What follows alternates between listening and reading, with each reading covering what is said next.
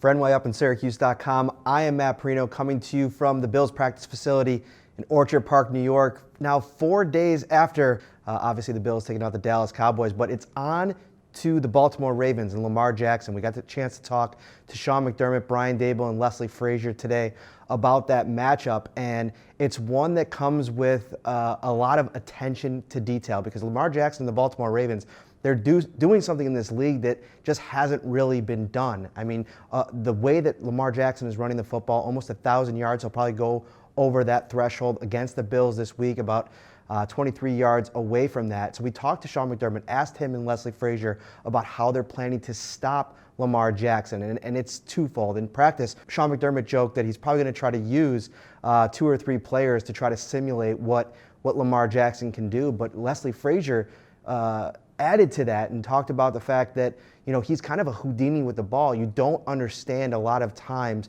when you're the defender whether or not Lamar is going to hand it off to Mark Ingram or Gus Edwards, or if he's going to keep it and go with himself. I mean, you've seen some of the highlight plays, the way that he's able to stop on a dime and just completely juke defenders out of their sneaker or out of their cleats. It's really unbelievable to watch, and that's what this Bills defense is up against this weekend. It's going to be fun to watch, but one of the most important things I think for this front seven is tackling fundamentals, something that Sean McDermott harps on and has talked about, you know, really hammering home throughout the season. When that lull happened in the middle of the year where the Bills' run defense struggled a little bit, that was one of the areas that McDermott talked about trying to shore up, getting their guys to, you know, gap integrity, tackling fundamentals. And, you know, I think Taron Johnson's going to be big in this game. I think that the linebackers, Tremaine Edmunds and Matt Milano, are going to have big roles in this game. It's going to be so fun to talk to all these guys in the locker room this week as we move towards, you know, what has quickly become, after the Dallas game, the biggest game of the season, the 10-2 Baltimore Ravens. First time they've been 10-2